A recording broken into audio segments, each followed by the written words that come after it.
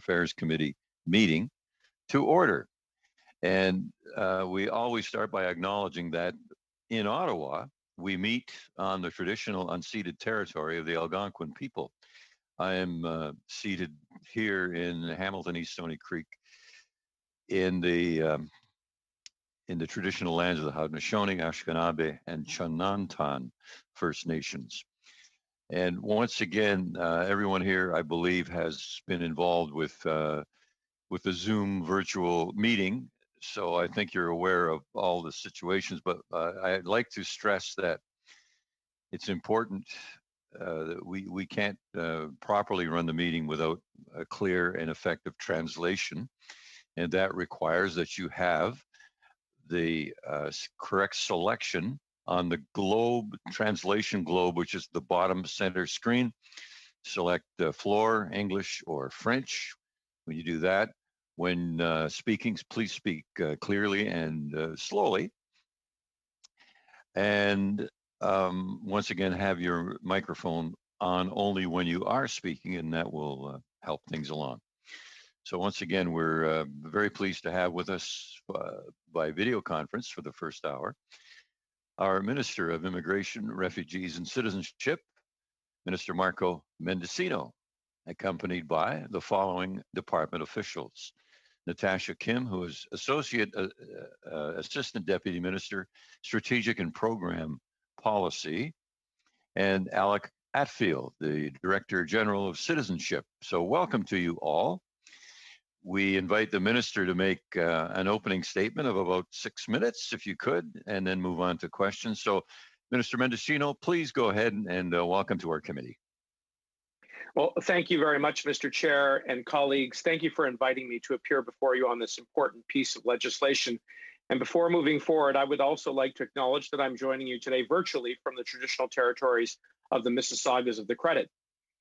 It's an honor to appear before this committee in support of our new government's bill to amend the Oath of Citizenship to ensure that new Canadians understand the role of Indigenous peoples in this country's past and present, and in our collective future.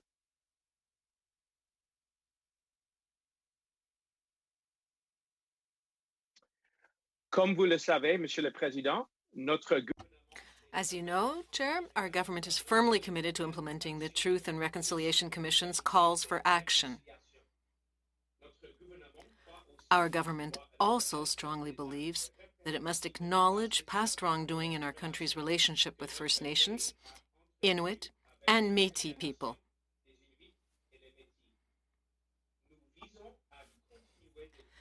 In doing so, we aim to continue to build relationships with Indigenous peoples based on recognition of rights, respect, cooperation, and partnership.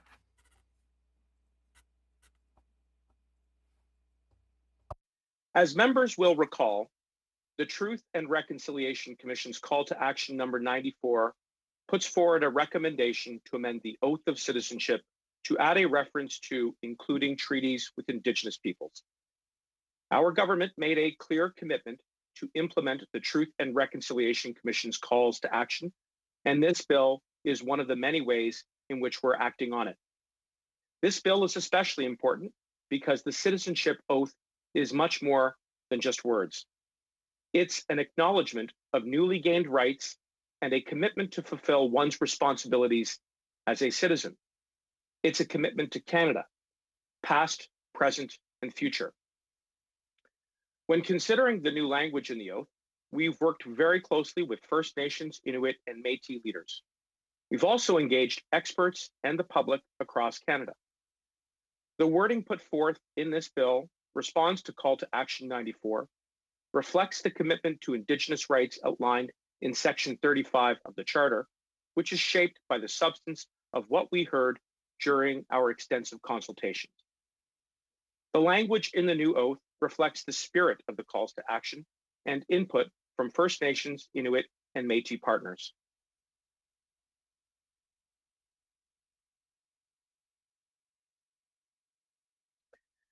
Le projet de loi que nous avons The bill we have introduced reflects a revised proposal for an oath of citizenship that incorporates the principle of reconciliation with the hope of instilling it in new citizens.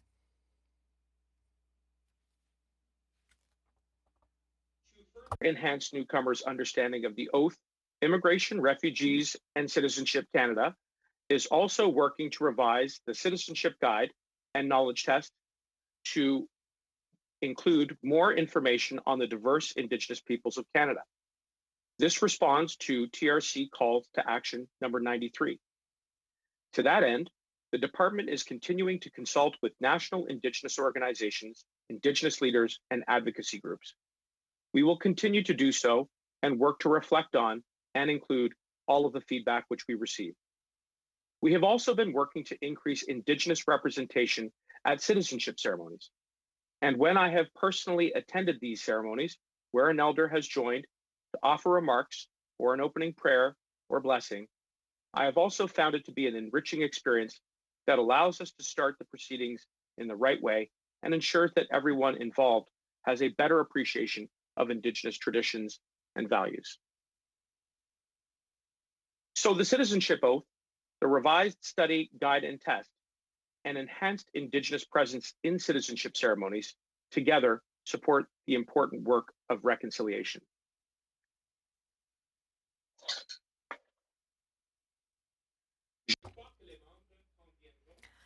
I think that members will agree that it is important that the principle of reconciliation with Indigenous peoples be introduced to newcomers and prospective citizens early in their citizenship process.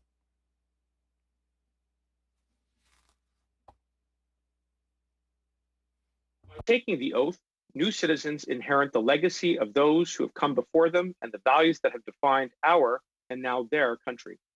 Our history becomes their history, and their story becomes part of ours.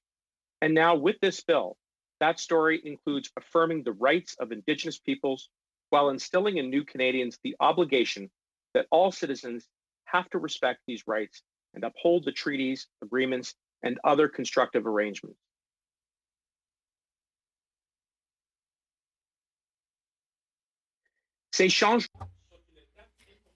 These changes are an important and necessary step in advancing Canada's broad agenda of reconciliation and strengthening our country's valuable relationship with Indigenous peoples.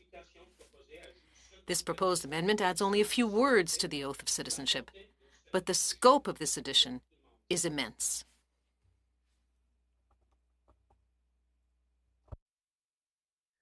Reconciliation is a national project, one that requires all of us. With this proposed change, the newest members of our Canadian family will now better understand their unique role in it. Thank you. Merci. Megwich. Well, thank you very much, Minister, and thank you for your careful attention to selecting the right language. That was the little pauses in between. I think we've all had to learn that technique. And it certainly facilitates the translation, and thank you for your comments. Also, I should say, I suppose most of us have attended and spoken at citizenship ceremonies. And here I always like to start off looking at people who come from ancient civilizations from China and Syria and different places, that our own local history begins at least 11,000 years ago, and some of them are quite surprised, but I'm happy to relate that, although when I speak to First Nations people locally, and this is of course the retreat of the glaciers and our activities beginning in this area, they say, oh no, we were here long before that. And so we all have a lot to learn, I think, about our histories. And having said that, it's time to go to our round of questioners. And my first group of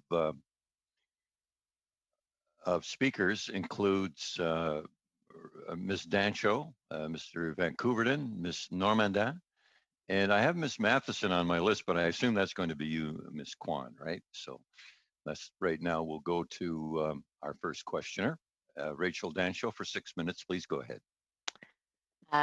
Thank you, Mr. Chair. And it's Raquel Dancho. It's a common mistake, so don't feel bad. I'm sorry. No, it's all right. I'll start my time now. And I just want to start off by saying I'm joining virtually from Treaty 1 territory and the homeland of the Métis Nation here in Manitoba. So Conservatives were very happy to finally be discussing this bill. It's a long time coming. As we know, it was Prime Minister Stephen Harper in 2008 who officially did the formal apology for residential schools and really helped usher in the process and appointed Senator Murray Sinclair as the chair. So here we are about 12, 13 years later and finally discussing number 94 to change our citizenship oath, which as Conservatives we take very seriously the institutions and traditions of Canada. So this is a very big deal to us and we're very happy to be supporting this change and happy to have the Minister here. So thank you, Minister Mendicino, for being with us today. Before I ask my first question, I did want to give a shout out to my constituent, Senator Murray Sinclair, who as we know is retiring from the Senate. So if he's listening, thank you very much, Senator, for all of your work in really changing the course of history for the better for Indigenous people. So Minister, I have a couple questions about sort of the priority level for this for your government. We know it's been about 5 years in the making. Minister John McCallum, I believe, first started the discussions with an advisor group for this back in, I think, 2016. Minister Hussein, following him, introduced the first iteration of this bill, which of course died on the order paper in the 2019 election. Then you got the role, you introduced it, and then upon the Prime Minister proroguing Parliament, of course, the entire almost year's work of legislative work got swiped clean, and we had to start from scratch in September. And now here we are, about 5 months later, finally discussing this at committee. So 5 years, 3 ministers, 3 versions of this bill. I just would like a commitment from you or some acknowledgement of what the priority level is for you to get this done, and just wanting to hear that you're going to be taking this quite seriously before perhaps the spring election to ensuring it gets passed. So what level of priority is this for you?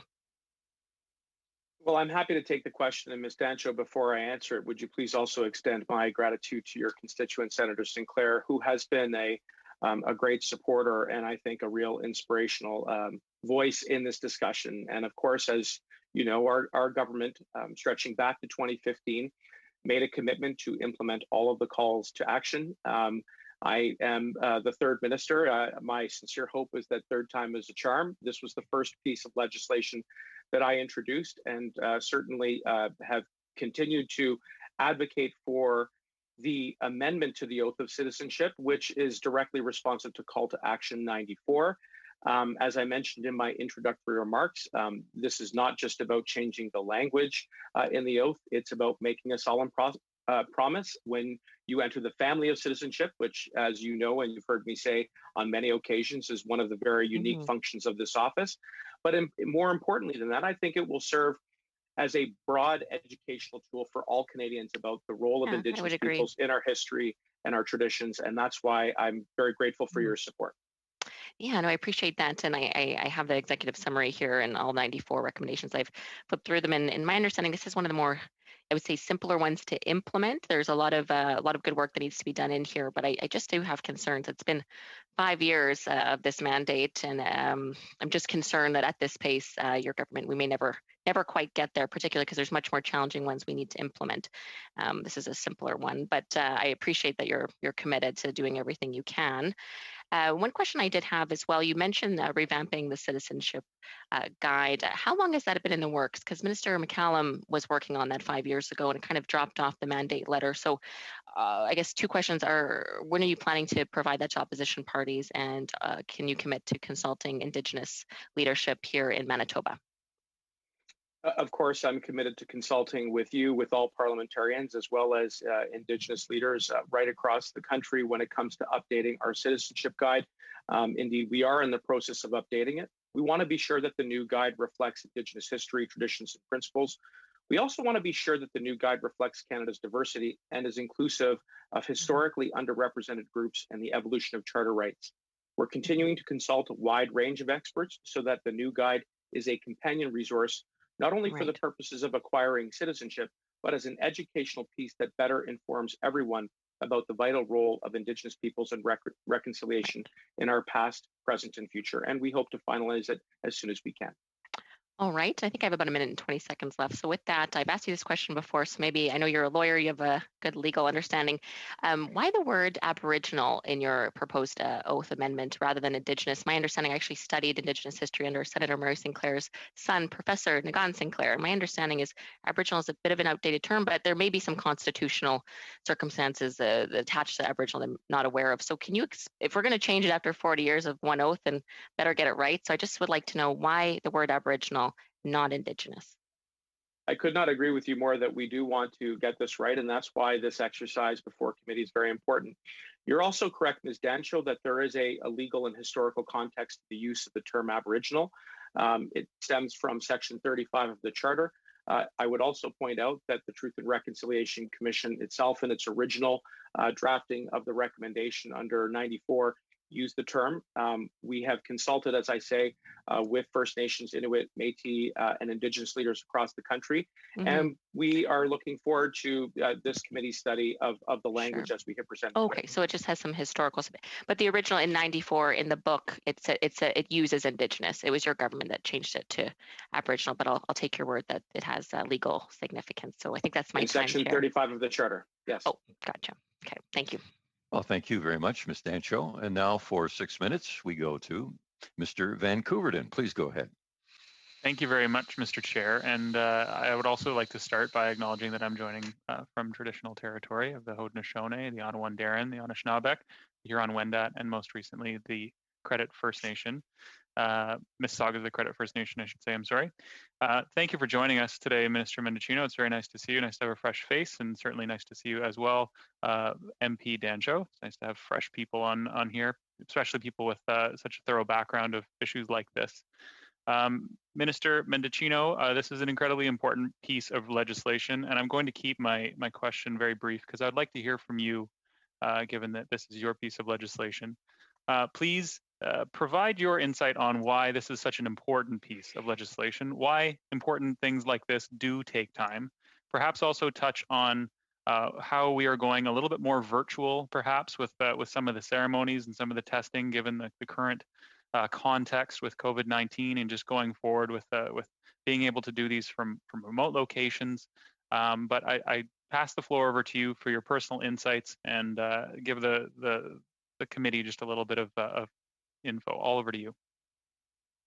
Well, thank you very much, Mr. Van Couverden. And Mr. Chair, in answer to my colleague's question, I do think it's important to reflect on the origin of this call to action, which began with the concluding report of the Truth and Reconciliation Commission, which documented in painful and agonizing detail the historical injustices which were visited upon Indigenous children and their families, where they were quite literally ripped apart from those who were there to take good care of them. Rights were ignored, treaties were terminated, and through assimilation and through the words of some of the government officials of that time, the government of the day would not rest until every last Indigenous person was incorporated into the body corporate. And so I believe that it is the source of the motivation to fulfill all of the calls to action which have been published by the Truth and Reconciliation Commission as a meaningful step towards reconciliation. This is one step. It does not reflect the entirety of our government's many efforts and initiatives on the journey of reconciliation, which we are taking in partnership with rights holders and Indigenous leaders across this country. But as I mentioned in my earlier answer to Ms. Dancho, I do think it is nonetheless a significant one.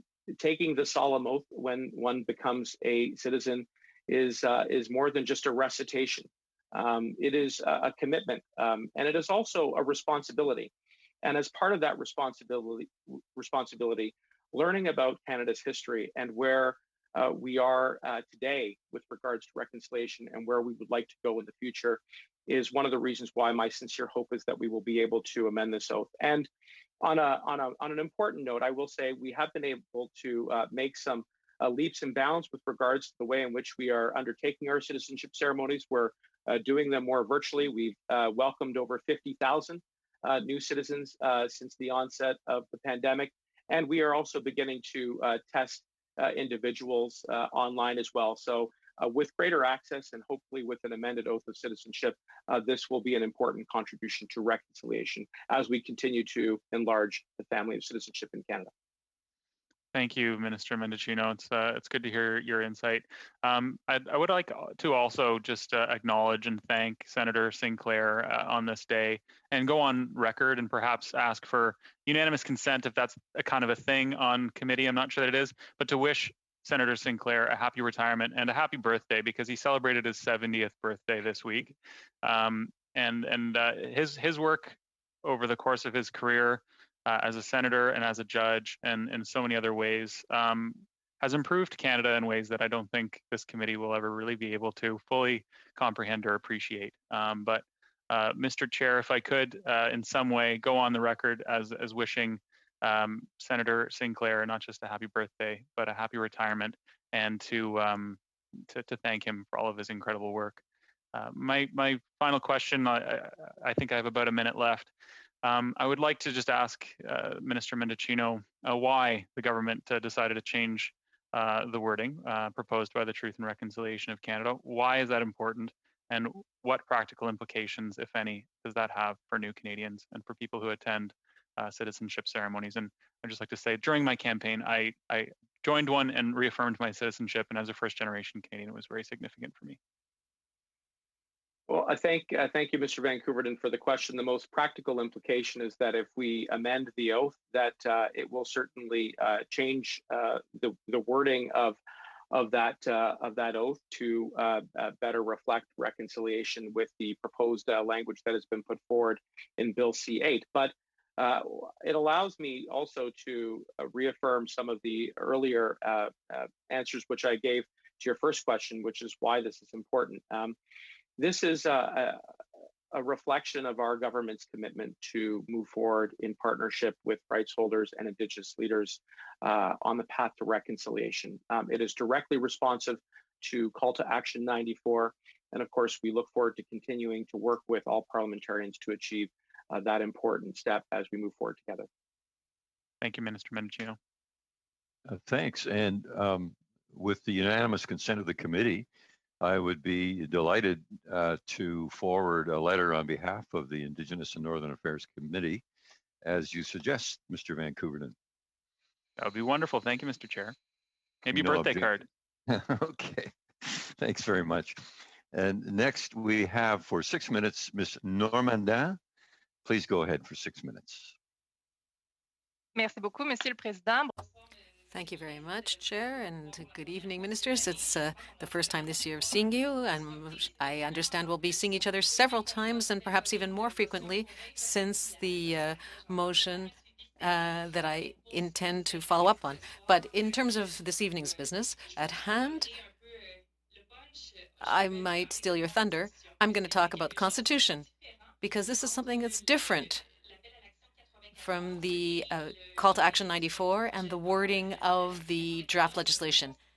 Constitution was not in the Call to Action, and in the draft bill it does appear. So my first question is, whose initiative was it to include Constitution in this draft bill?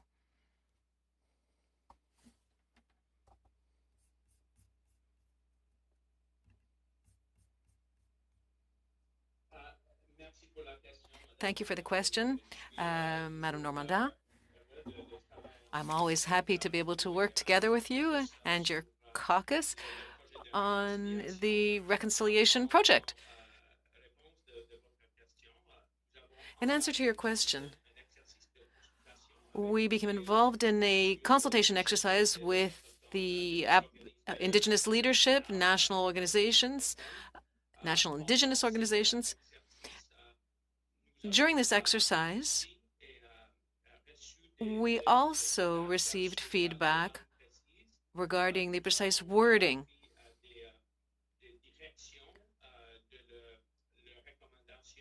We took direction from the recommendations of the Truth and Reconciliation Commission and also lessons from the language of the Charter.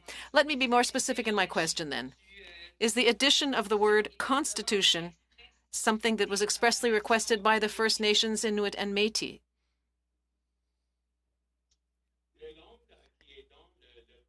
The language in the bill, Madame Normandin, reflects all of the consultations that we conducted with the Indigenous leadership as well as others who participated in this exercise.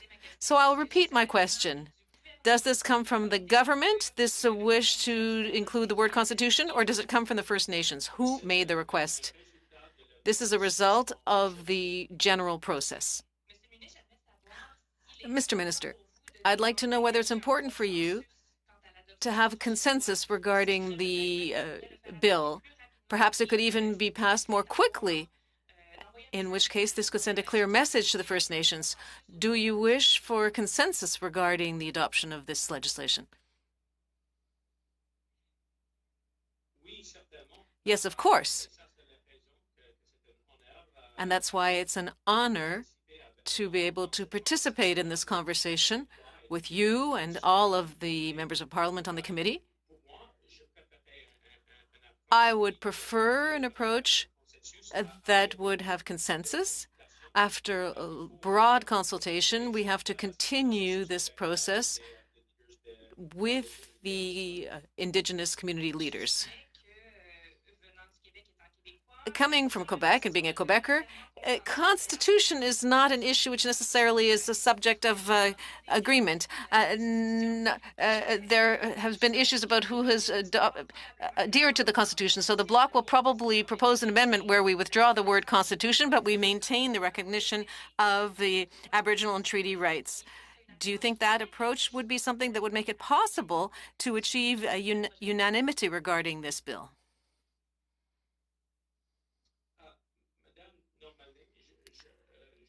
Madame Normandin, I remain open to proposals from this committee. I wish to underscore that the language which is in the bill currently is already the result of the consultation process, which involved several organizations representing Indigenous communities all across Canada.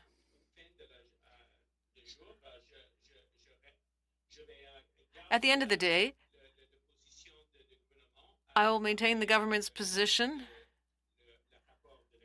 after the committee's report. I'd like to know whether if the Bloc makes a motion to remove the word constitution but keep everything else, would this achieve the objective of reconciliation with First Nations?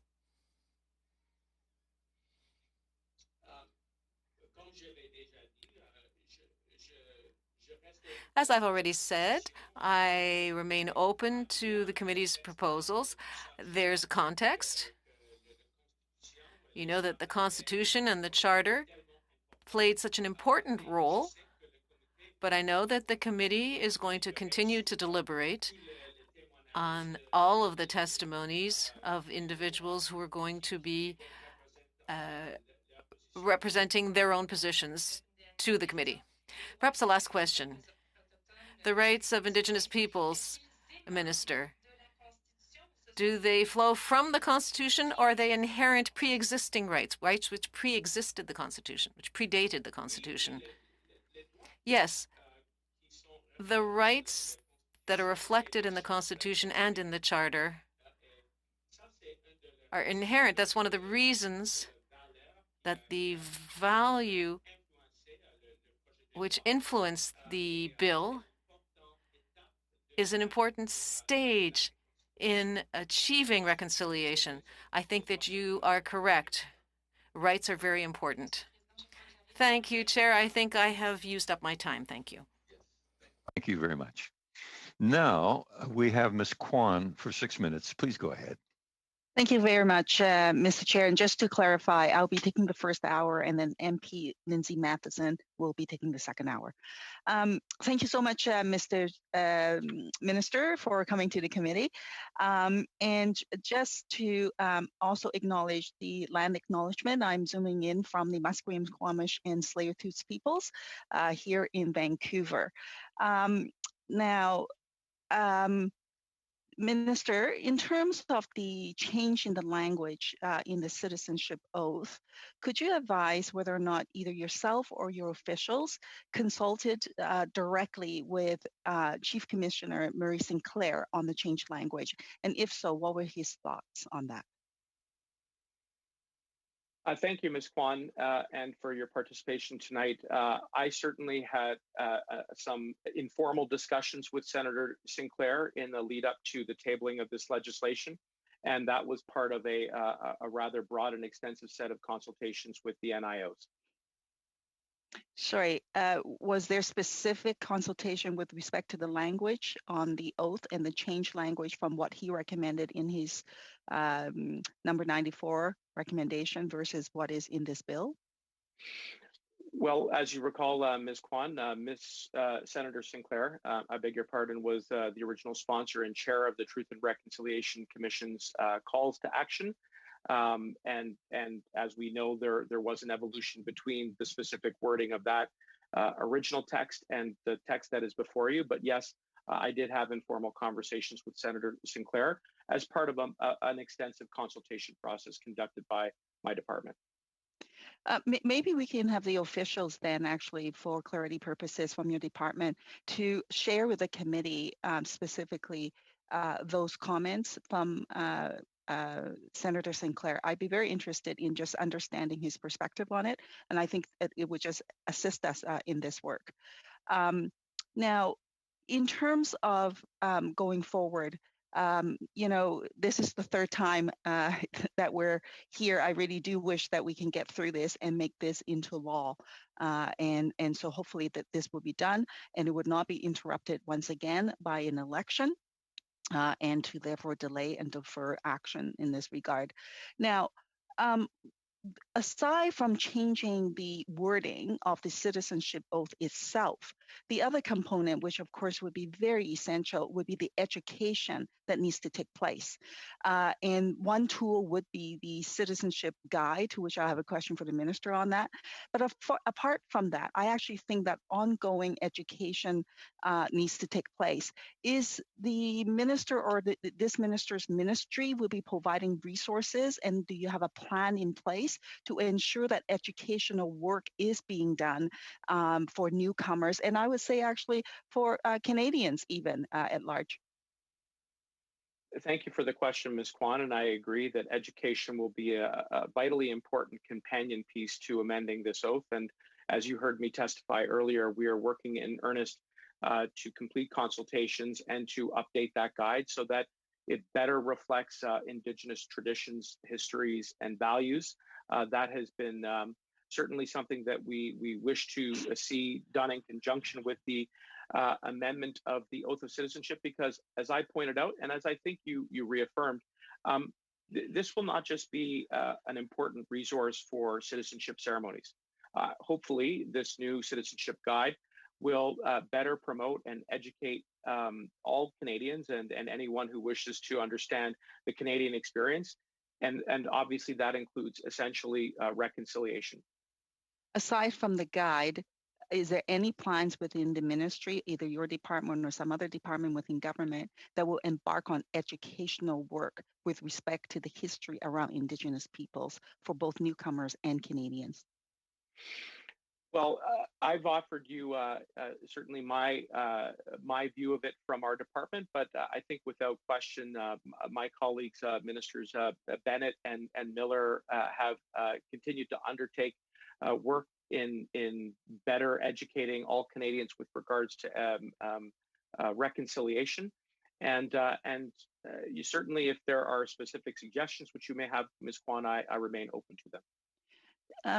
Do you have a specific budget within your ministry that's allocated for educational work beyond the citizenship guide to advance this particular action?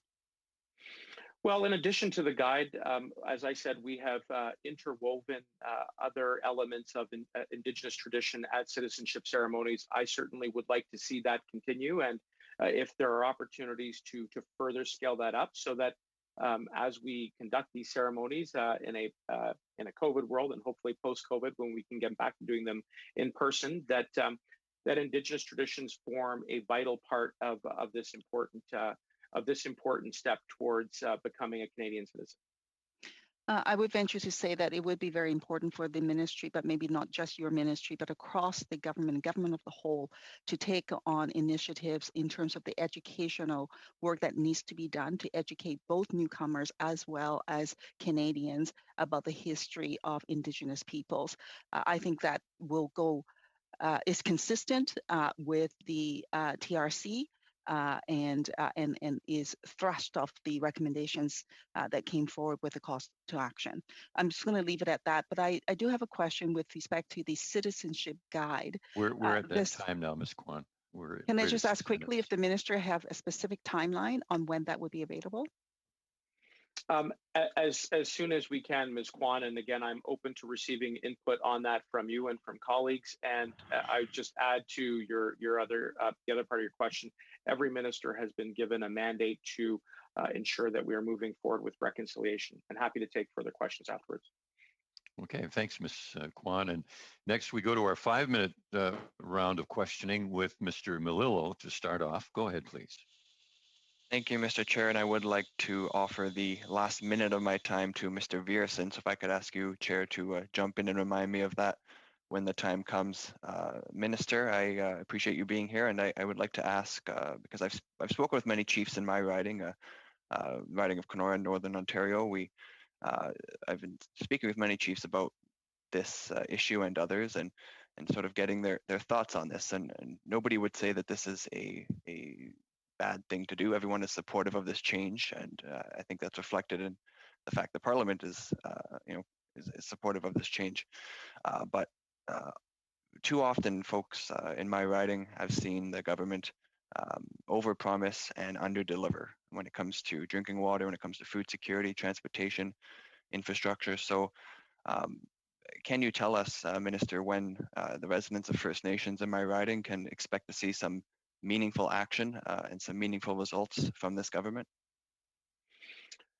I appreciate that feedback, Mr. Melillo, and I know that my colleagues, Ministers Bennett and Miller, have been working as hard as they can, particularly on the issue of reducing long-term drinking water advisories. I know that 99 have been lifted since November 2015, but there's still a long way to go. And with regards to what me and my department can contribute to reconciliation, we have invested our energy in Bill C-8. We recognize that it's one step, but it is a significant step because, as has already been, I think, articulated by a number of our colleagues, this is about educating new Canadians as they join our family, but not just them, equally everyone on the role of reconciliation as part of the Canadian experience. Yes, and Minister, you did mention education there, and that's been something we've been talking about throughout the committee. And another chief I was talking to actually mentioned that explicitly. He had thought that there needs to be more education, not just for new Canadians, but for all Canadians. And in this context, he'd be hoping to see some more education put around this oath and not just the oath itself. So could you speak to any specific measures that you and your government are taking to ensure that that education is there?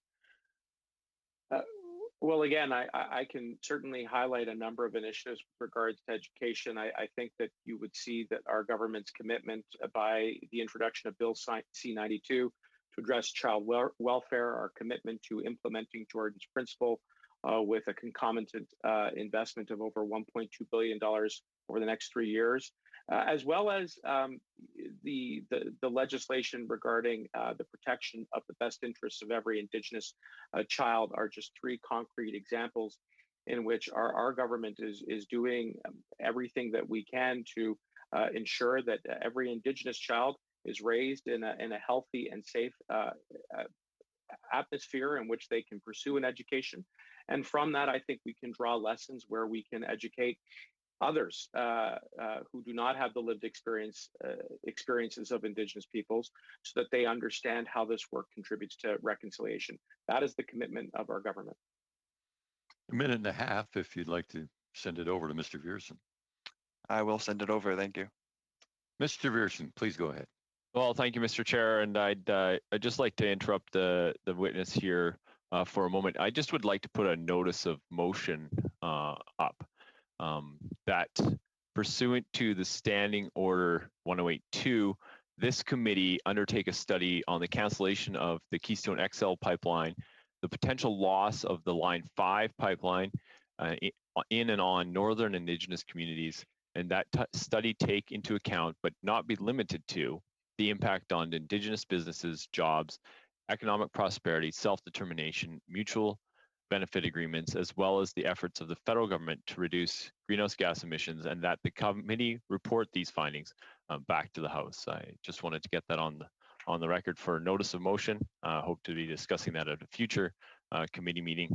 I know that this is something that is very pertinent to the 14 First Nation communities in my area, many of them who work in the oil patch and who are very much concerned about where their job. They've been in tedious employment situations for the last 5 years, and now with the news around the Keystone XL pipeline and also the potential around the Line 5, they're looking forward to having this committee do a study on that as well. So I look forward to having future discussions at this committee. Thank you for your indulgence, Mr. Chair, and I look forward to the discussion at a future committee meeting. Thank you. Thank you very much. And now, I'm sorry, I've got my, there we go. Mr. Battiste, it's your turn for 5 minutes. Please go ahead.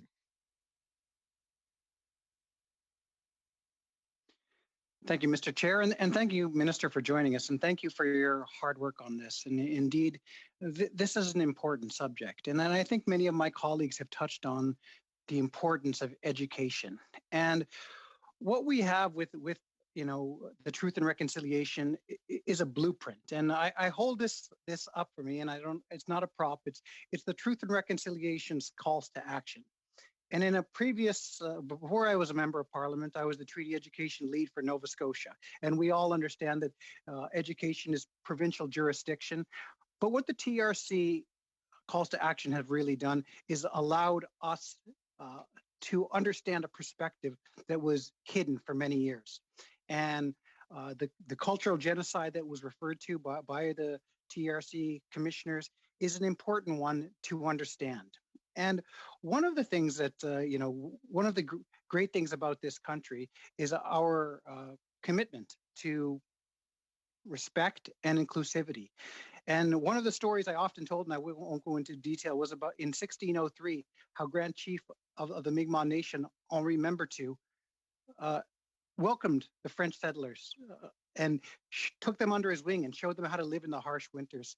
And it's many stories all across Canada where Indigenous people showed the newcomers how to live in this land. And I think that it's an important first step that we take. And I'm really glad that we see within this 94 calls to action the importance of talking to new Canadians, because one of the biggest thing that I've heard from Canadians when I was doing my treaty education presentation is they would say, why weren't we informed of that? Why didn't anyone talk to us about residential schools? Why didn't anyone talk to us about the history? And we all know that it's an important step forward that you're taking within this. And as part of that, terminology is important too. And understanding that within Section 35, they talk about Aboriginal rights. And Aboriginal is being defined by First Nations, Métis, and Inuit.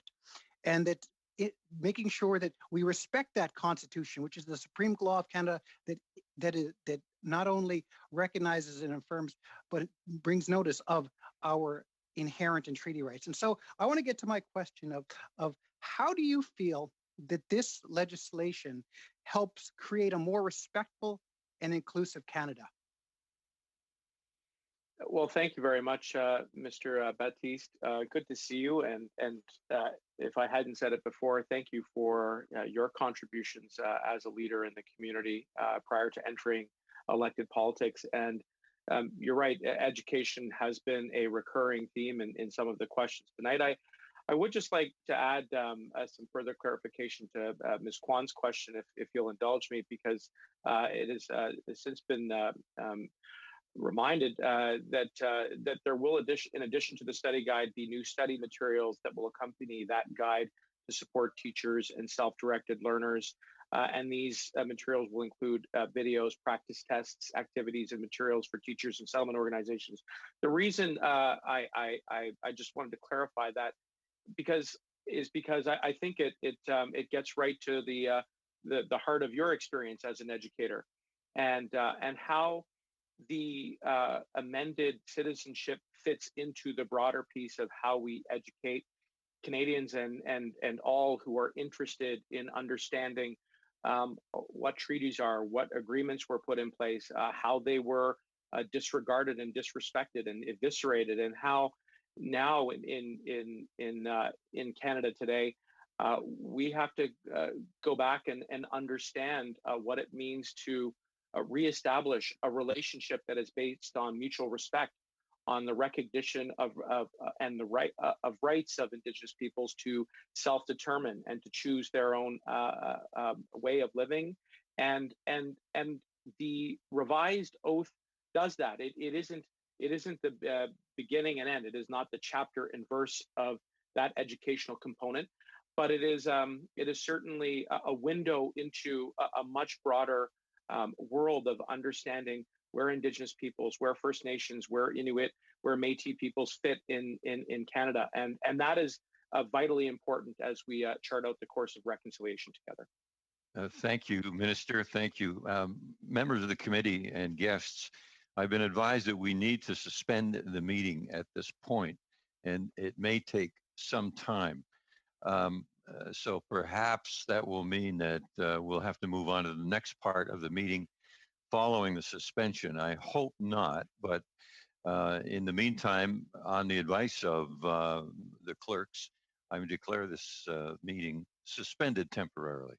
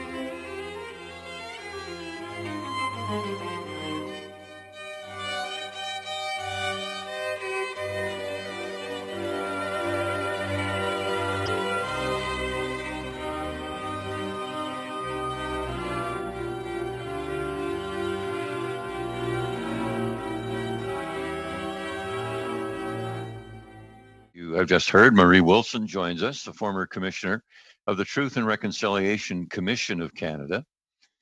Nathan Obed, the president of Inuit Tapiriit Kanatami. And Cynthia, I hope I get this right, Wesley Esquimalt. How do you say that? Eskimo. Okay, I'm sorry about that. No Eskimo. problem. Okay. Eskimo. Eskimo. I have that right? Okay. And so each of you have an opportunity to speak to the committee for 6 minutes. And Ms. Wilson, you'll start. Please go ahead for 6 minutes. Well, thank you. And apart from our audio check, I do want to do a proper introduction of myself. And just to let you know, I'm coming to you from Yellowknife, which is part of the traditional territory of the Yellowknives Dene, the Willowday Dene of the Dene Nation. It's part of Treaty 8 territory in the Northwest Territories. And our home area, my family northern home, is Treaty 11, farther north on the Arctic Circle. But we live and work out of Yellowknife, and that's where I'm speaking to you from today. So I just want to thank you and acknowledge the meeting and the appreciation, if I may say so, of the nonpartisan nature of standing committees of this sort, because when we're talking about issues that are really grounded in reconciliation, it's always good to remind ourselves that we're talking about an issue that is meant to be nonpartisan in nature. And that was evidenced in the apologies given in the House of Commons in 2008, where all the national parties spoke to their ongoing commitment to reconciliation in Canada. I wanted to say a few things by way of background. I know you have had a lot of background information on the Commission and our work and the calls to action generally, and of course, very specifically, the one before you for consideration now. But a couple of things to remind you that I think are important context, and that is that our Truth and Reconciliation Commission was just one part of the very big settlement agreement that came about to do with the massive court challenge to do with residential schools and the unprecedented out-of-court settlement that was the result of that. Our TRC was just one part of it. And the reason that I say that is because I think it's easy to lose sight of the very core purpose of our TRC, which really was at its heart three purposes. One was to document and record and preserve for posterity the complete history and legacy of the residential schools. A second big piece, very broadly spoken, was to educate Canada. And a third part was to inspire ongoing reconciliation. And those three, as you already know, are interrelated and they're interdependent.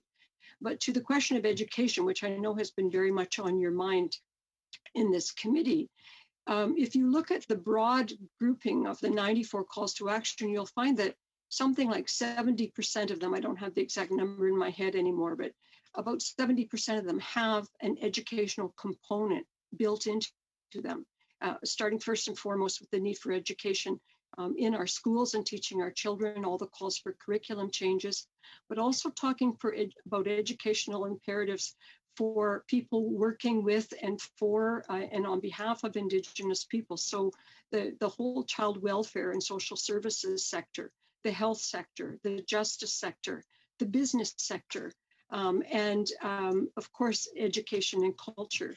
And very importantly, the governance systems that govern governments, not just a committee like this, but all sectors of departmental governments, be well informed about all of these things that we learned thanks to the expertise of the residential school survivors. So the challenge that we faced when we said, if we want to educate the country, it's not going to work just to do the children, because the other place children learn is not school, it's home. And how do we get to their parents? How do we get to the adults in our society who are already through the school system when there is such a compelling need for remedial education, if I can put it that way, in a time and in a country where we've all heard, gee, I didn't know anything about that. I had never heard that. As I heard you say earlier in this meeting when I was listening in, how come no one ever told us that? So there's catching up educational work to be done. We've tried to think about all of the ways we could do it, all the sectors, the professional organizations, even athletic organizations, the need for education.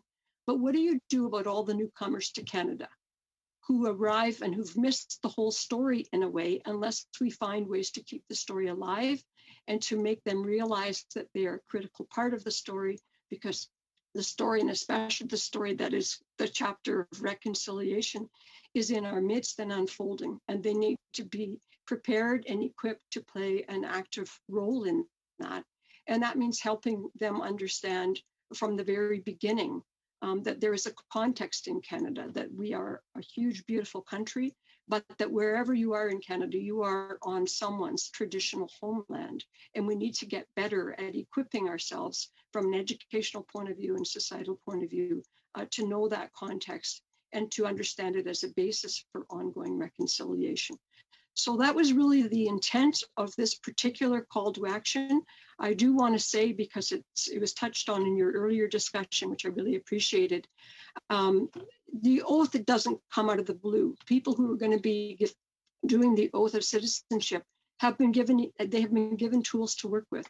They have been given an opportunity to study a booklet and other materials that are offered. And one of the things that we also did do as commission is write and try to appeal for an opportunity for the materials and the newcomers booklet, I believe it's called, to be rewritten to capture some of this history as well.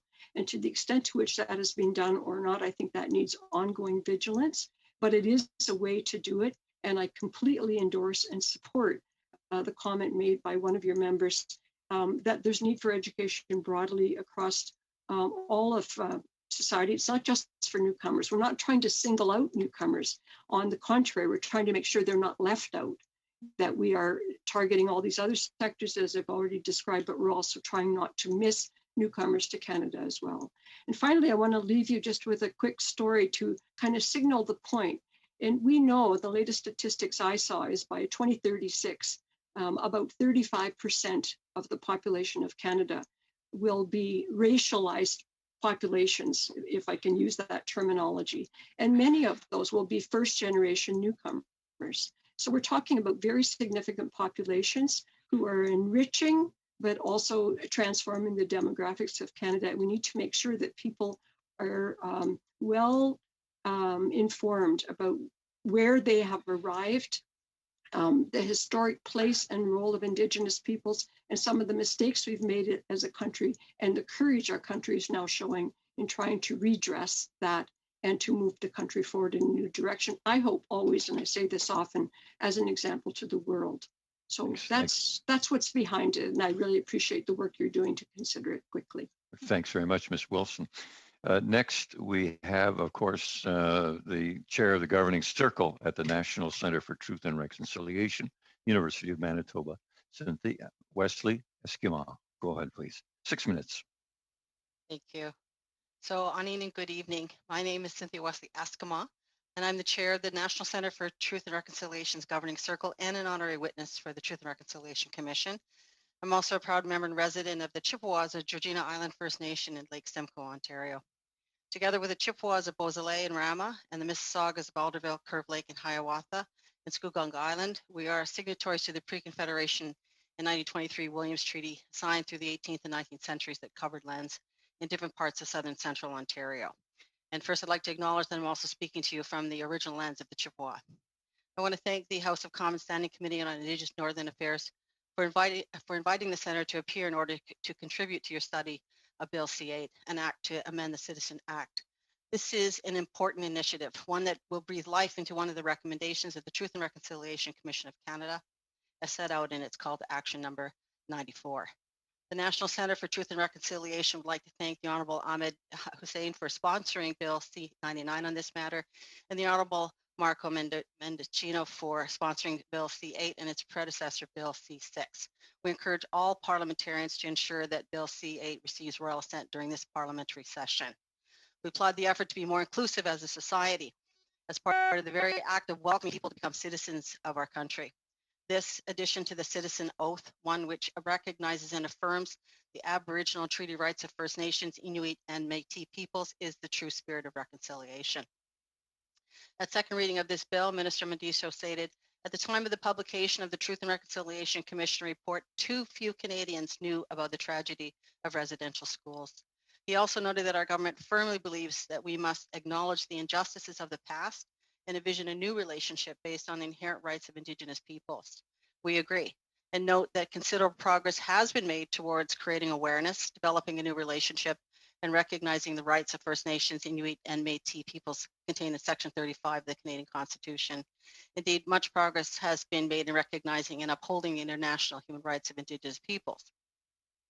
The Truth and Reconciliation Commission called the United Nations Declaration on the Rights of Indigenous Peoples the framework for reconciliation, as it supports the development of a new relationship as described by Minister Mendicino.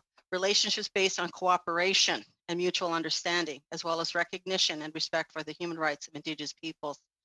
In this regard, we'd like to express to the federal government our support and appreciation for the introduction of Bill C-15, an act respecting the United Nations Declaration on the Rights of Indigenous Peoples, which was co-developed with First Nations, Inuit, and the Métis Nation.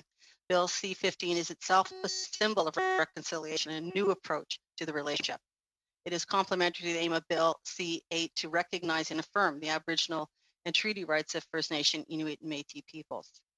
There is so much we hope new citizens and all Canadians will understand about the history and relationship with Indigenous peoples.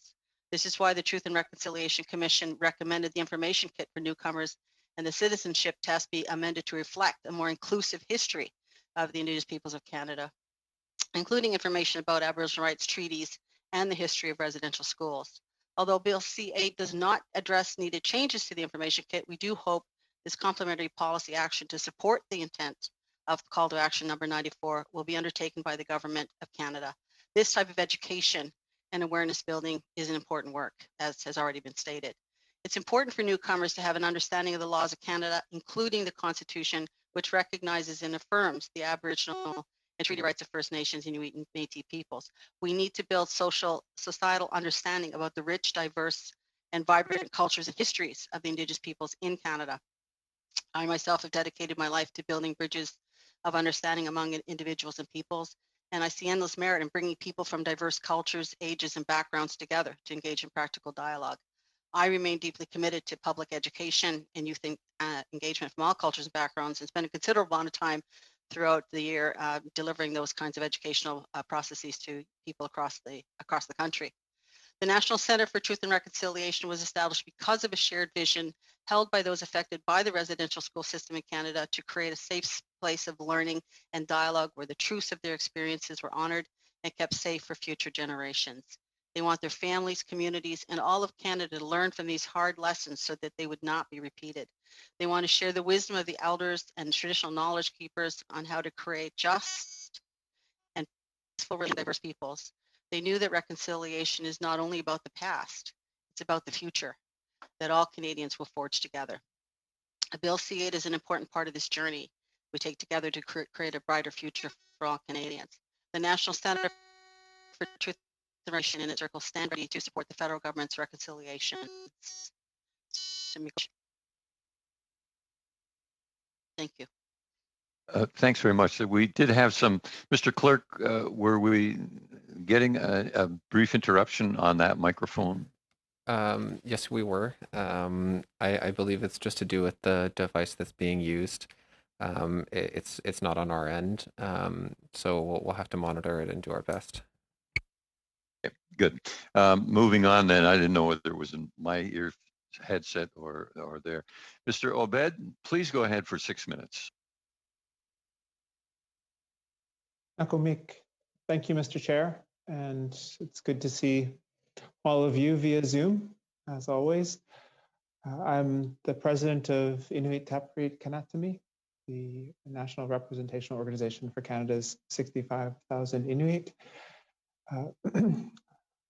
I can remember first meeting with the minister responsible, the Minister of Immigration, Refugees, and Citizenship, to discuss the revisions to the citizenship oath and the revisions also to the accompanying citizenship guide in early 2016.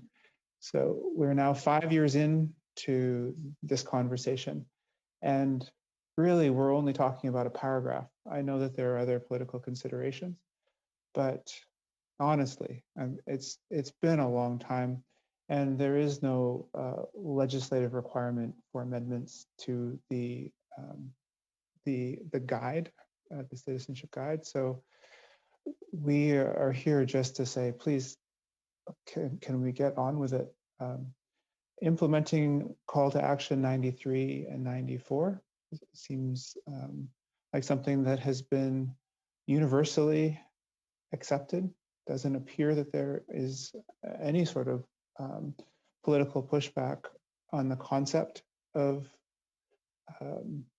explicitly stating First Nations, Inuit, and Métis, and also revising the current guide to be more reflective of the respect that the Government of Canada has towards First Nations, Inuit, and Métis, and the way in which we present ourselves to new Canadians and all Canadians.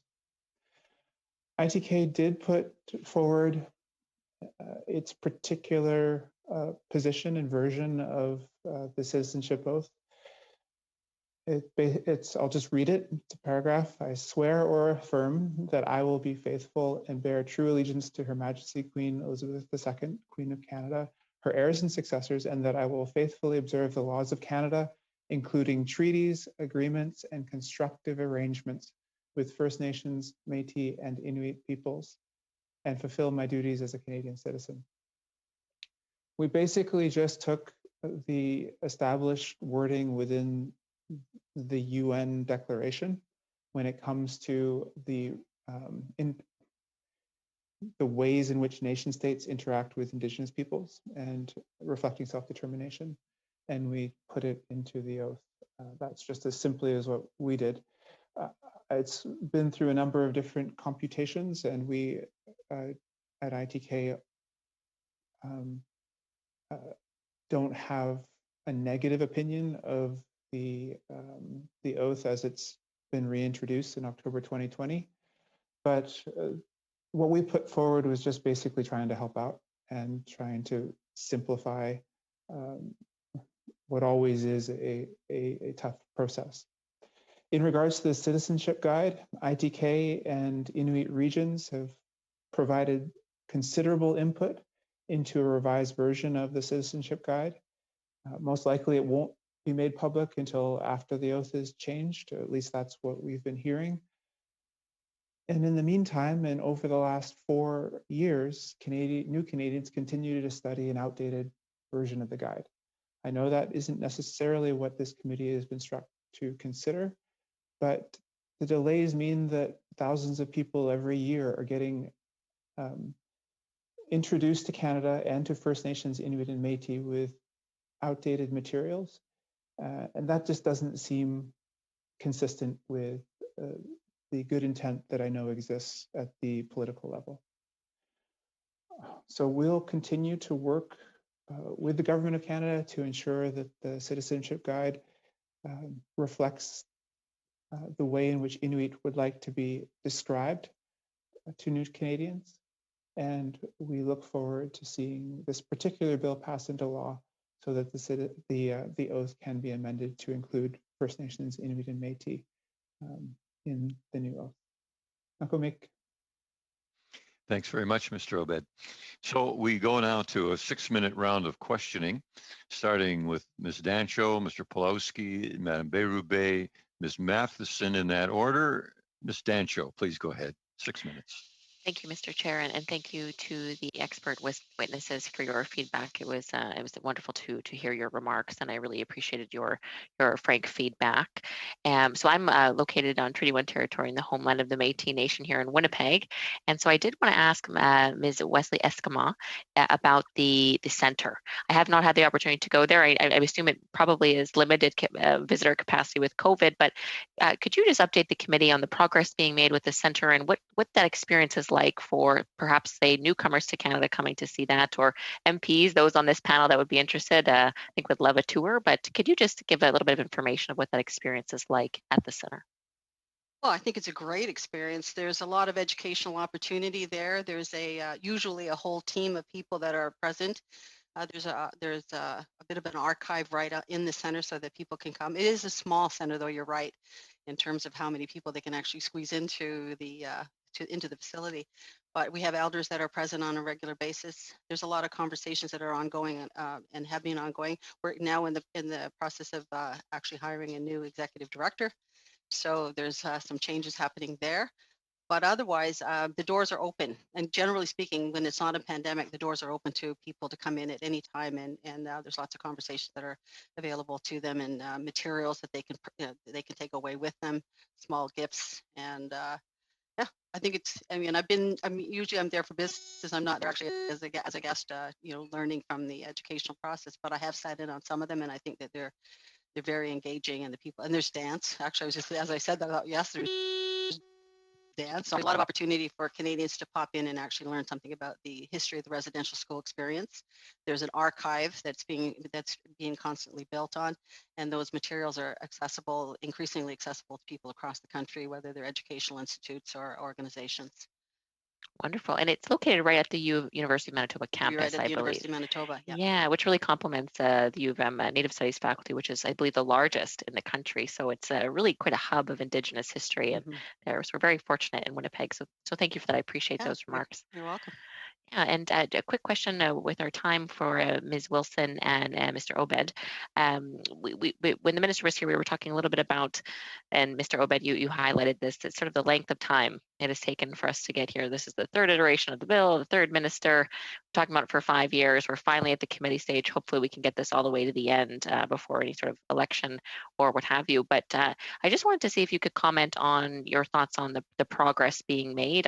My understanding is on this bill particularly, but just in general of the 94 in here, I think there's only, if this passes, it'll still only be 7 that have been officially implemented at the provincial and federal level. So if you could just comment just generally in your thoughts on this bill and the general progress of the 94 recommendations or calls to action, pardon me. Whoever would like to go first. Why don't I start? This bill is, I guess, indicative of where we are on a number of the different calls to action.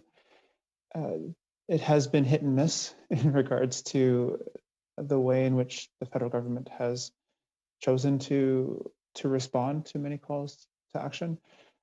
The Government of Canada and ministers responsible will quote metrics in relation to the implementation of calls to action and cite percentages, and I can't believe in those figures because the tangible outcomes versus having part of your department considering a particular call to action or calls for justice for MMIWG, they're two very different things. So would the minister say that calls 93 and 94 are complete because the government is working on it, as the government has been working on it for the last 5 years? Or has the world hasn't changed yet? We haven't even changed the citizenship guide yet. So I wish that we were able to work together in a more honest way on the implementation of not only the TRC, but also MMIWG, and figure out how we can work together to outcomes rather than work together ad nauseum infinity. No, I appreciate that, and I think you make a really good point about statistics versus, the outcome and working together. The real point of this is far beyond statistics. So, point taken on that, Mr. But I appreciate that, Ms. Wilson. We have about 45 seconds left. Well, I would draw your attention to calls to action number 53 to 56, and they talk very specifically about the creation of a National Council for Reconciliation. And one of its core purposes is to keep an oversight eye on progress and implementation of the other calls to action, but also to create a mechanism for regular tracking and reporting back on improvements, consequences, what President Obid is talking about, shifts for the better, or are we actually getting worse in some areas? And as long as we don't have a mechanism to help us all collectively keep an eye on things, how things are going, we're still just busily doing things, but not necessarily achieving things. So, December 15th was the 5-year anniversary of the final report of the Truth and Reconciliation Commission. For the first time since that close, myself and my commissioner colleagues Sinclair and Littlechild issued a joint statement in which we basically said that progress is too slow and that there's a need for urgency. Among other things, we've got too many survivors who worked for this who are not going to see the results of their labor and their courage. I'm sorry to interrupt that. We're over time on that. Mr. Pulowski, you have 6 minutes. Please go ahead. Thank you very much. Thank you, Mr. Chairman. The oath makes reference to the Constitution. Now, I'm a little bit curious about why that is as well. It looks to me like a fairly elegant way of putting reference to the Indigenous population and the rights of the Indigenous population into the oath. Now, we've already heard, I don't know if all of you were on the previous call, but suggestions from the bloc that they wanted removal of reference to the Constitution on it. Now, I wondered what the people from the Truth and Reconciliation Commission thought about reference to the Constitution. Mr. Obid's proposed wording would not have reference to the Constitution. Is there a need for reference to the Constitution? Is that desirable? Ms. Wesley Esquimalt, I think, mentioned reference to the Constitution. I thought in a fairly approving way, but maybe you could just tell me what you consider or what you think about that reference. Thanks. Well, just like what Natana said and Marie has said, it's taken so long to get the kinds of recognition and conversations going that are actually going to make a difference for Indigenous peoples across Canada. The Constitution has 35 and 25, so upholding those rights and obligations on behalf of the country. I don't think it's a bad thing to include the Constitution. I think it reminds people that in fact there is recognition there for Indigenous peoples and their rights and their treaties. So anything that we can do to continuously draw attention to effort. Sorry, Mr. Speaker, is it only me, but there's this beeping out? I'm not sure if Ms. Wesley Esquimalt is swearing there or why she's getting beeped out, but. I just remember I had to do the same thing, run around, try to find a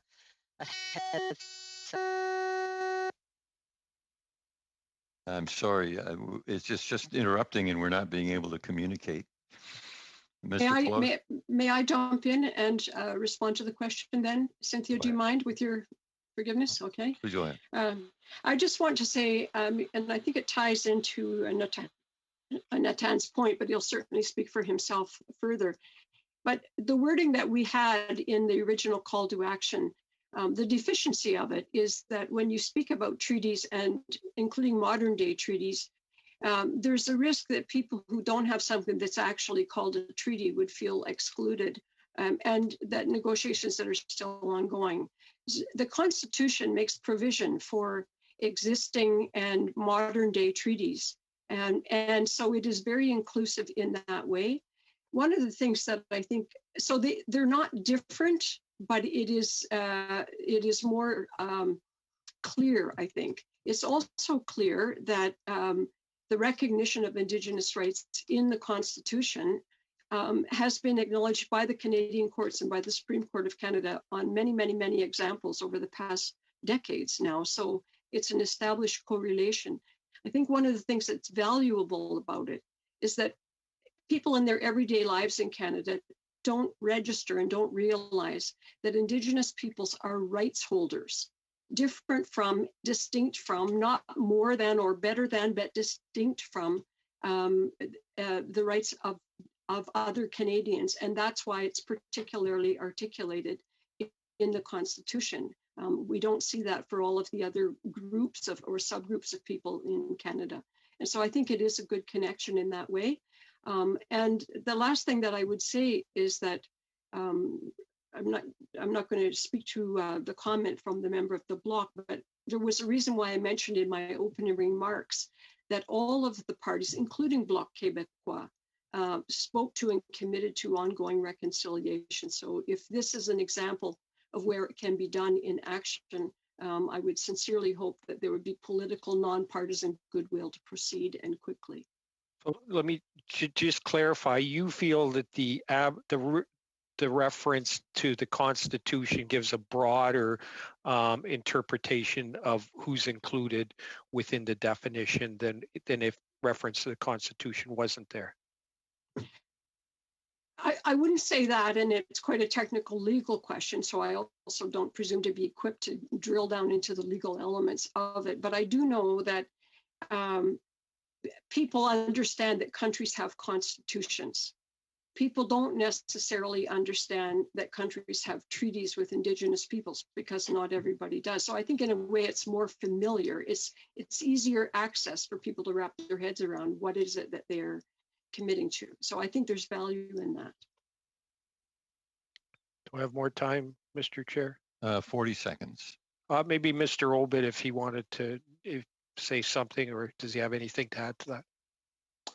Yeah, ITK does not object to the term Constitution being in the oath, and the only reason why ITK put its position in its amendment there was to ensure that each First Nations, Inuit, and Métis group in this country was included within the citizenship oath text, and that's why constructive arrangements was the term that we put in.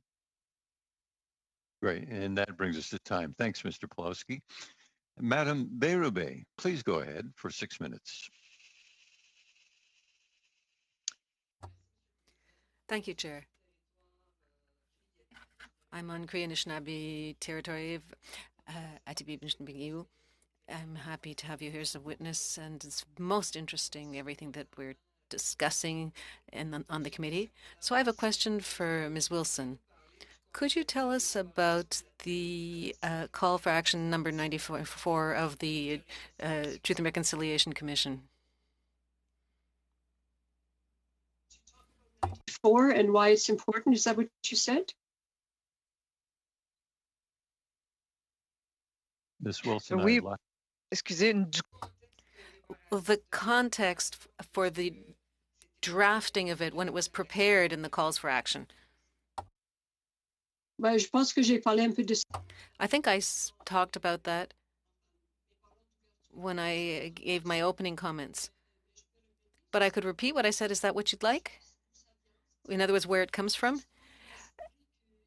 It's that there were many calls for action focusing on education and instruction of the general public, not just young children in schools. But for newcomers, they will have missed all of this, because when they come here, they're not going to go to school, especially if they're already adults, the ones who are going to be swearing the oath of citizenship. So we would like them to also be included in the work of the country.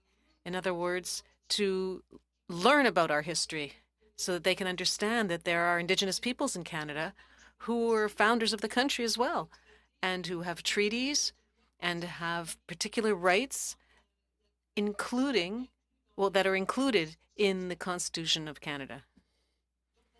In other words, we didn't want them to miss out. We wanted them to be included. Now, earlier, when my colleague was speaking, you also talked about the Canadian Constitution. For you, there's a reference to the Canadian Constitution in call to action number 94 of the Truth and Reconciliation Commission? No. C'est ça la question. On n'a pas.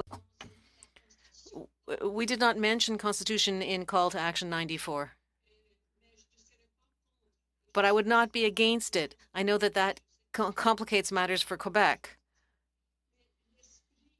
But the spirit of it is the same. It's the same spirit. In other words, there are agreements that are fundamental agreements with the Indigenous people of the country, and we want newcomers to be aware of all of this and that they swear to respect all of this and don't begin to reject it without understanding that there's a historic and legal basis for this.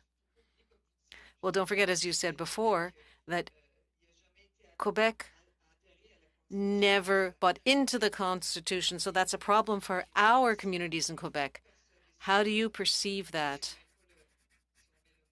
if we include the word Constitution, or if we don't necessarily put the Constitution word in?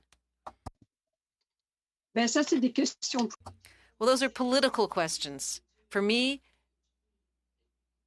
it's the spirit of the matter, the heart of what we're trying to accomplish, which is important.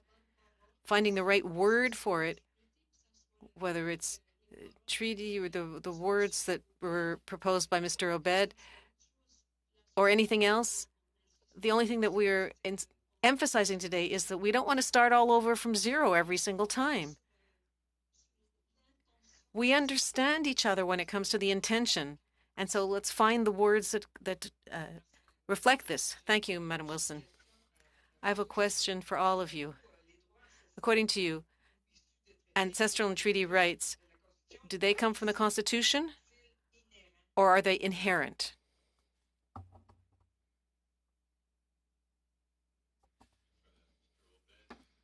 Ms. Wesley Eskimo. I'd really rather not get into that here. We're here to talk about citizenship oath and also the guide. It just doesn't. I don't think there's any productivity in getting into that this moment. Thank you. Do you have anything to add, Ms. Wesley Eskimo? Hopefully you can hear me. I'm having difficulty with my microphone.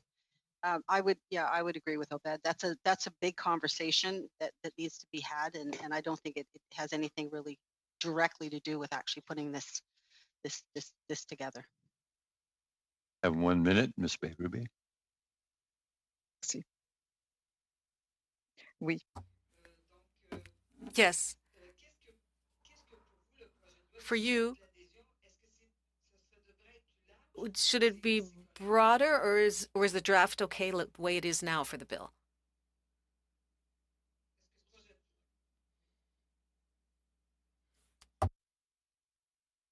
Madame Wilson? Ms. Wilson? Sorry, I was just having trouble with my audio and I didn't hear the question. I apologize. Is this bill, do you want it to be broader, or is it okay with you the way it is? Well,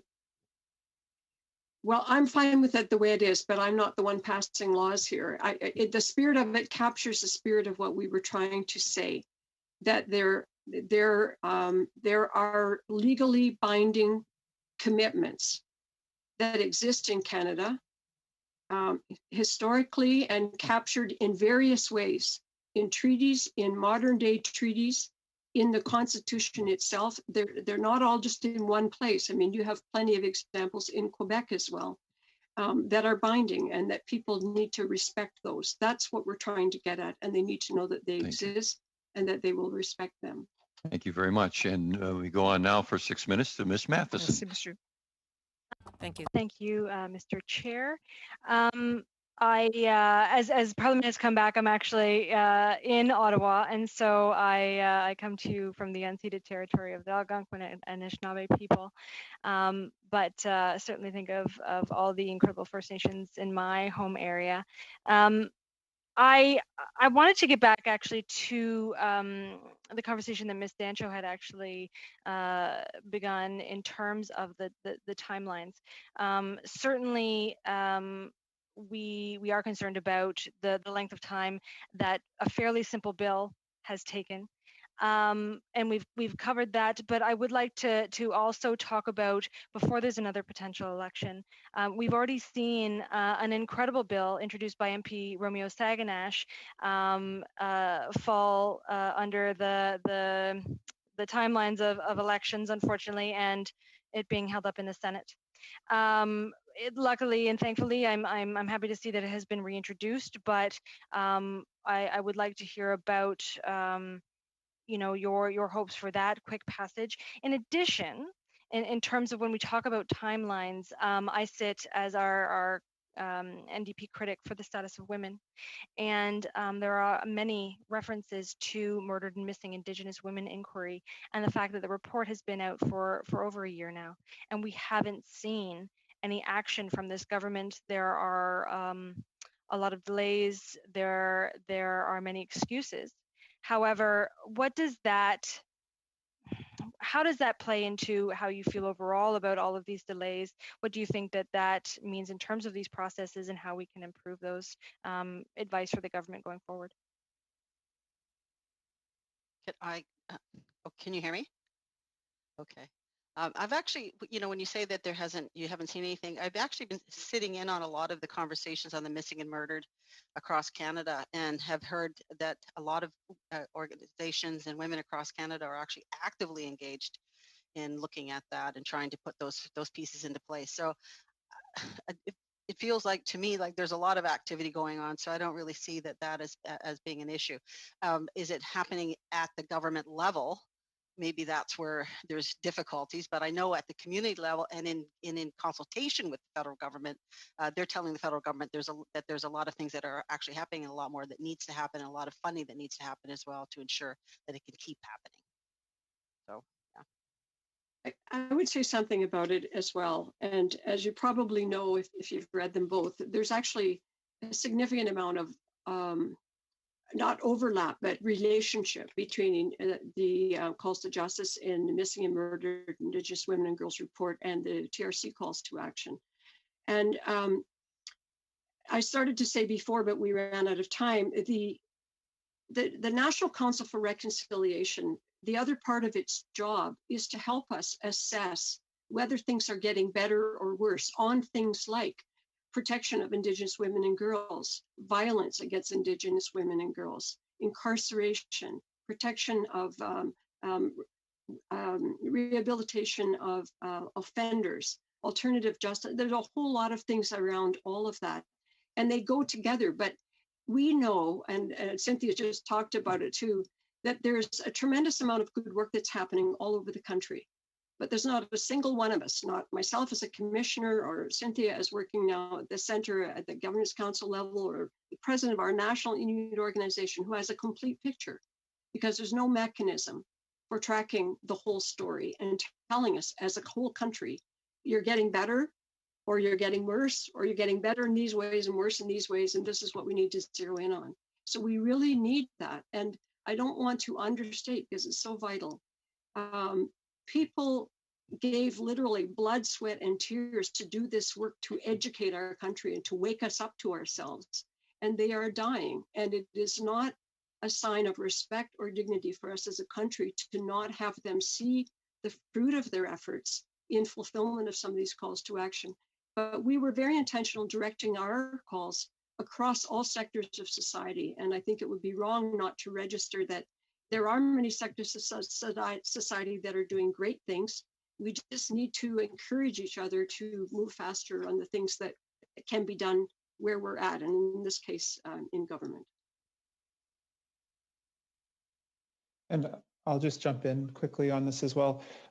In regards to UNDRIP legislation, Inuit would be very disappointed if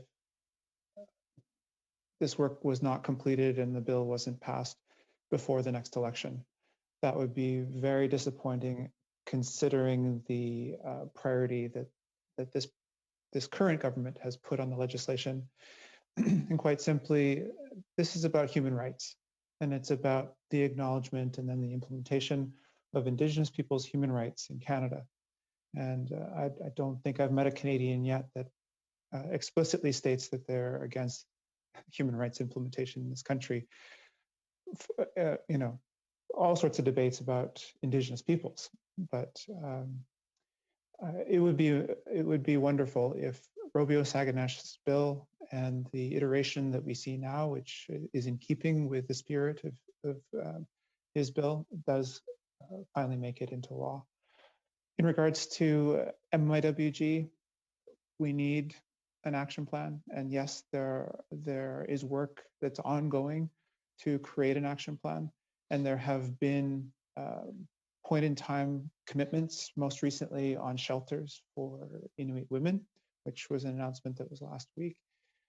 So we are seeing fits and starts of progress, but we certainly would like to have an action plan finalized and the full force of the federal government's fiscal capacity and human resource capacity towards implementing the calls for justice. Thanks very much, Mr. Obid. And I'm going to ask the clerk if we have a particular restriction on extending the meeting past 8:30 this evening. Not to my immediate knowledge, but I will get back to you. Okay. So what I propose then, as we move into the second round, the 5-minute questioning, I'm going to allow Ms. Normandin and Ms. Matheson to begin the questions with their 2.5-minute presentations, questioning rounds, followed by Mr. Melillo and then Mr. Anandasangari. So in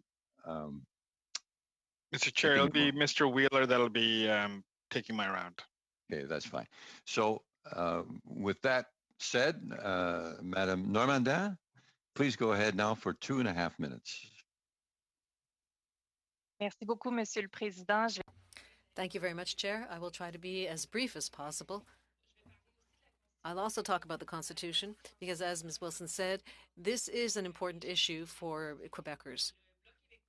The Bloc Québécois may wish to propose an amendment which does not refer to the Constitution, but which would include the terms used in the Constitution, more specifically recognition of rights, whether they're Aboriginal or treaty rights.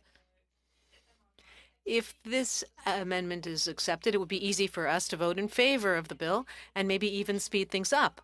I'd like to hear what you have to say. Would it be preferable for you to have an amendment which would make the process go faster to ensure that there would be unanimity on this bill, or might it be preferable for you to ensure that the word Constitution is included at the risk of having the Bloc have trouble voting in favor of this bill? I'd like to hear what you have to say about this.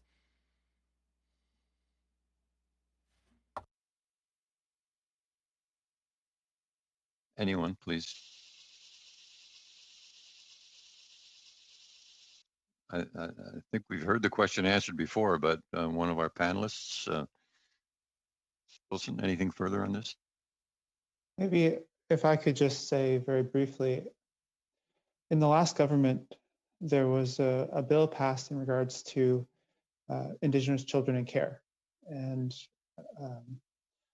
unfortunately, the government of Quebec has brought this particular piece of legislation to court, challenging the legislation in the jurisdiction of Quebec. And it certainly seems like the same thing is happening here, where there is a primacy for things other than Indigenous people's rights at play. And it really hurts my heart, actually. Anything further from the other panelists on this matter?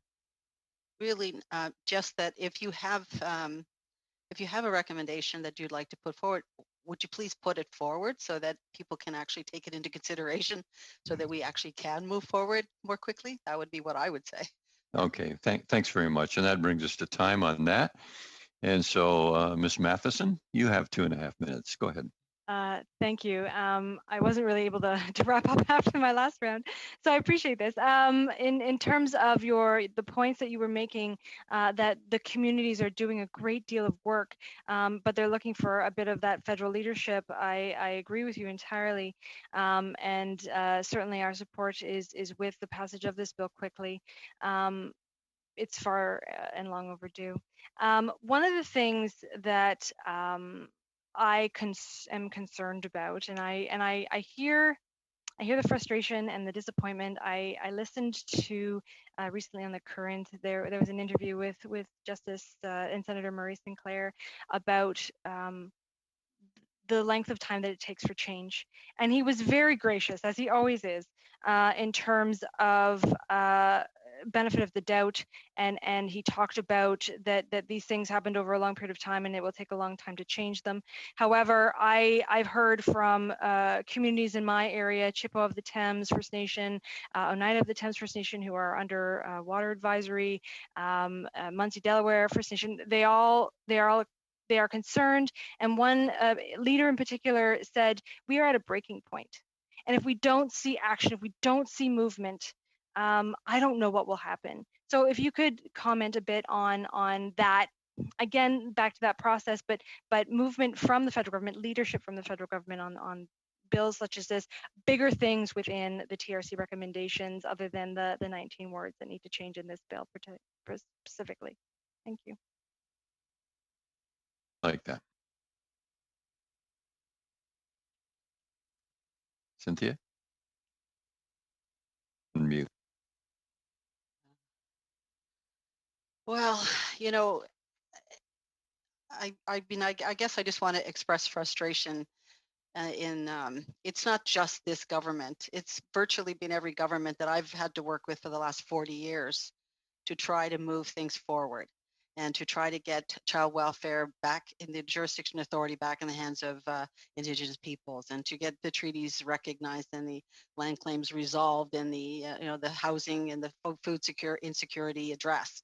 It's not just this government. It's really every government that it has to be held accountable to this. And I don't know what the fear is that you think that if you actually make these things happen for Indigenous peoples, that something bad is going to happen. I think something very good is going to happen, and that's going to be Indigenous people entering into the economy in their own terms and in a good way, and actually being able to care for their people in a proper way. So I just think that everybody has to be held to account for this, not just this government. We all have to do something. Thanks very much. And we go now to Mr. Vidal for 5 minutes. Thank you, Mr. Chair. I want to say thank you to all the witnesses tonight. Your testimony is actually, very valuable for us as we understand some of these very important issues that we deal with as a committee. I've appreciated much of the testimony, much of the, many of the questions tonight, and one of the things that I've consistently heard in my conversations with people is the idea of how slow this is, how long it's taken, and we've heard that expressed by the witnesses tonight. The second thing we've talked lots about is the education component of all of this and how important that is to the success of these measures. I want to share a quick story. I had an opportunity late this fall to meet with a Vice Chief DeRocher of one of my tribal councils, and he stopped in to see me, and we were talking actually in the context of Orange Shirt Day. It was shortly after Orange Shirt Day. And he talked about his experience being in, we come from very small communities in northern Saskatchewan, and he was in the big city of Saskatoon, which is pretty small relative to a lot of your cities still. But he talked about being in Saskatoon on September 30th on Orange Shirt Day, and talked about all the evidence of the orange shirts he saw in that city on that day. And Vice Chief DeRocher, as he shared the story, you could see the tears welling up in his eyes as he shared that experience and the importance of recognizing some of those things. But he also talked a whole bunch about how education was the solution to many of these issues, that we, not only the newcomers booklet, but the education in our schools, the education of adults in our society. And so my question is in the context of the TRC calls to action, there's the section in there. There's two calls to action in this section called Newcomers to Canada. There's 93 and 94, and the minister talked about both today, and some of you have alluded to that, but it seems to me that the order of these maybe is a bit of a problem from a process perspective, where we have the call to action on the citizenship oath before we have the education component. And in my thought is that maybe these things should be combined, and the education component should be further down the journey as we do this. And I'd be curious to hear, all of the witnesses maybe comment at that, starting with Ms. Wilson, maybe. Well, thank you. And you're absolutely right. Seizing on education is the heart of the matter, as I tried to underscore in my opening remarks. I would say, in a short answer, ideally, yes. But if there's a reason why the newcomer booklet is not yet ready, I don't think one should hold up the other. There are people giving their oaths. And so the sooner you draw people to attention in what it is they're committing to, the sooner that in itself becomes a contribution. I think ideally the two should go together, but I don't think that you wring your hands forever on have we got the one, have we got the other. And if the one is not ready or not agreed, then you should do what you can do now. I have to honestly say, of all the calls to action, 94 would be seen to me to be one of the very simplest ones. One of the very simplest ones that would be in the category of low-hanging fruit in terms of the complexity of doing it and implementing it. That's how I would see it. There's some really hard systemic ones in other parts of the calls to action, and that's what Senator Sinclair's talking about when he says these things take time. But if we take this long on the easy things, how long will it take on the really, really hard things? And if the answer is that the newcomers booklet, as Natan was alluding, is in fact ready to go and we're withholding it, then that I don't agree with at all, and I don't understand the justification for that. And if there's a political rationale, then I don't think it should be dealt with as a political issue. It should be dealt with as an issue of reconciliation with priority and urgency. Thank you. And you literally took some of the words out of my mouth in the context of it took us 5 years to get here on this one. If that's the low-hanging fruit in your words, or one of the simplest ones, how long might it take us to get the harder ones, which maybe is the education one? President Obed, I think I only have about 30 seconds, so I'm going to ask you for a quick response as well, if you don't mind. Yes, we did the work in 2017 to provide, as faithfully as we possibly could, amendments to the guide, and we didn't anticipate that would not lead to the then amendments of the guide. So it is quite disappointing that we're engaged, we do the work, we abide by the timelines that are provided to us, often very rushed timelines. We do our work as faithfully as we possibly can, and then for whatever reason, there is just inertia. So I just hope that the guide can be revised and released tomorrow. There's nothing holding it back. The other part is legislation. Yeah. Okay. Patrick, I believe you're coming up next. Okay, good. Please go ahead for 5 minutes. Thank you, Mr. Chair, and thank you to the witnesses for joining the committee meeting today and for the very, very meaningful testimony already. And I'd like to begin by mentioning that I'm streaming from the traditional unceded territory of the Squamish, Musqueam, and Tsleil-Waututh nations. I do want to get to a question about education, and I apologize for belaboring this initial point that we've been talking about, but there is a big difference between Recommendation 94 from the TRC and Bill 8. And that's really with reference to Aboriginal and treaty or Aboriginal rights and having that be constitutionally protected. And I know there's been some umbrage taken with the change of wording and including constitution. From someone as part of my legal practice that's worked for First Nations throughout British Columbia on various matters, including rights and title cases. And in BC, of course, there's almost no treaties. Most nations have given up on the treaty process. But of course, the province is covered many times over with claimed but not yet proven rights and title cases with very strong claims, of course. So I believe the reference to Aboriginal rights and indicating that it's constitutionally protected is a very crucial one to give it relevance. in BC, and saying that it's constitutionally protected elevates this protection to the highest law in the land, which in my opinion is quite meaningful. And with that in mind, I guess my question for Ms. Wilson, I was hoping you could speak to why this wasn't in the original recommendation number 94, and what type of feedback from consultation for First Nations in BC was related to that particular recommendation.